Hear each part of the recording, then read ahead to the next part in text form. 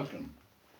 Nice to join me here today, and thank you for taking the time to sit and listen to something I'd like to share with you. Something that is very important, and it was a little reading that I was doing today, and it really challenged me to how I was living and how did people really see me, see the real person. Oh yes, we have that, and we try to put a front on it many times. But what is the real type of person are we? What sort of a person are we? And I was doing this little reading. I thought I'd share this with some friends too, and it challenges all of us to how people see us and our actions, and also in our words. So this little reading this morning is from the Holy Bible, of course, and it's read from a little letter called Galatians. Yes, Galatians.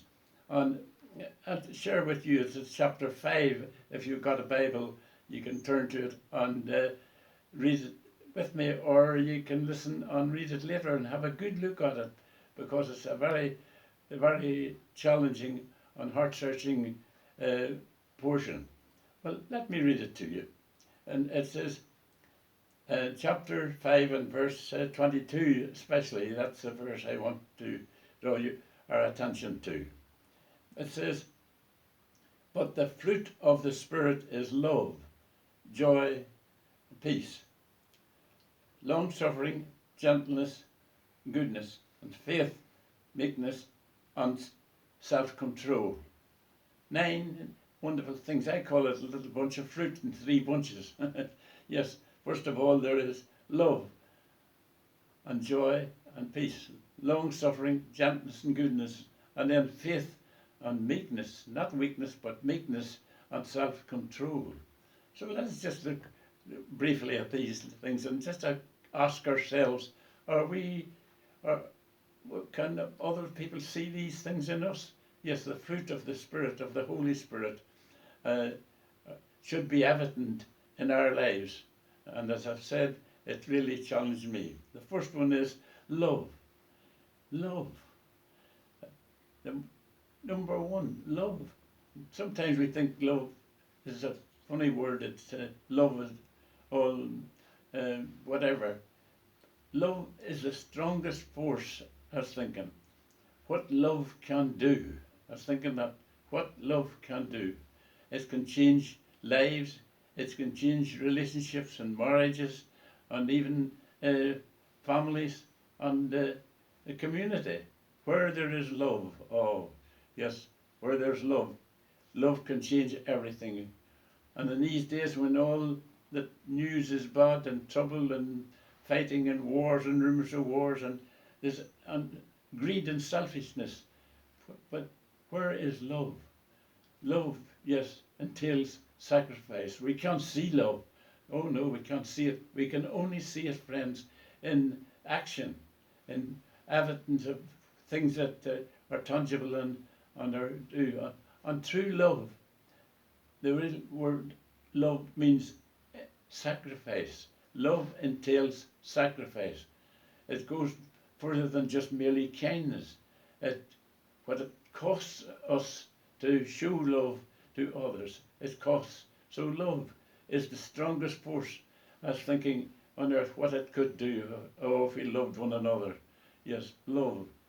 And then where there is love, whether it's in a family or in a community or whatever, there's joy. Oh yes, love and joy. Oh, that's nice. We all better like something joyous. So love produces joy, and then after that there's peace. So that's the first little bunch. Love produces joy and peace. I think that's lovely. Love. Oh, let us love one another, and let love be seen, and the joy it would bring to others. Yes, love, joy and peace. And then you got the second little bunch is long-suffering, gentleness and goodness. 3 wonderful words there. Long-suffering. Oh, be patient, long-suffering. Oh, yes. And gentleness and goodness. Yes, love, joy and peace And then there's long suffering, gentleness, and goodness. Gentleness, not weakness, gentleness, long suffering, gentleness, goodness. And, and oh, yes, let me quote those all again. But the fruit of the Spirit is love, joy, and peace. The first little bunch. The second, long suffering, gentleness, and goodness. All coming out of each other, all beginning with love and adding up to this ninefold. I call it the ninefold fruit. Yes, a little tree of fruit, so to speak, all on it there. And then we have got meekness, temperance, and yes, faith and meekness and temperance. Well, let me go through these just gently and slowly. But the fruit or the outcome or the evidence of in as a Christian shall be seen in the love we have, the joy and the peace, the long suffering, the gentleness and goodness, which enables us to come to faith and meekness, not weakness, friends. Meekness, a gentle, meek spirit. Sometimes think to be too meek or weak. Oh no, no. To be meek is self-control. Yes, yes. Meekness, temperance. Yes, that's what I trust others can see in us. This ninefold fruit, of the Spirit: love, joy, and peace, long suffering, gentleness, and goodness, and then faith, meekness, and temperance or self-control. If you have time after our little talk, and if you have got a Bible, I'd like you to turn to it and just take time to look at that very carefully and see how they all blend into each other. Little bunches of three. Yes, love, joy, and peace, long suffering, gentleness, and goodness, and faith and meekness, and all that. And they all weave into each other, all producing something better. Love produces joy. Joy brings long suffering, peace, meekness, and all the rest. Yes, changes our character altogether. Yes. Oh, that these things might be seen today, friend. The fruit of the Spirit, fruit of the Holy Spirit.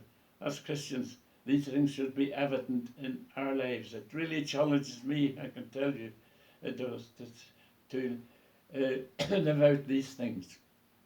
Well, there's so much more I could say to you, but that was my little reading this morning, and I thought I've got to share that with the friends.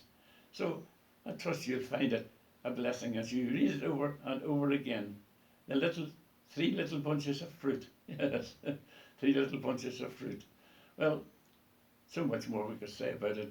But thank you so much for just taking a few minutes to listen to what I enjoyed. Yes. So again I say thank you for listening, and every blessing.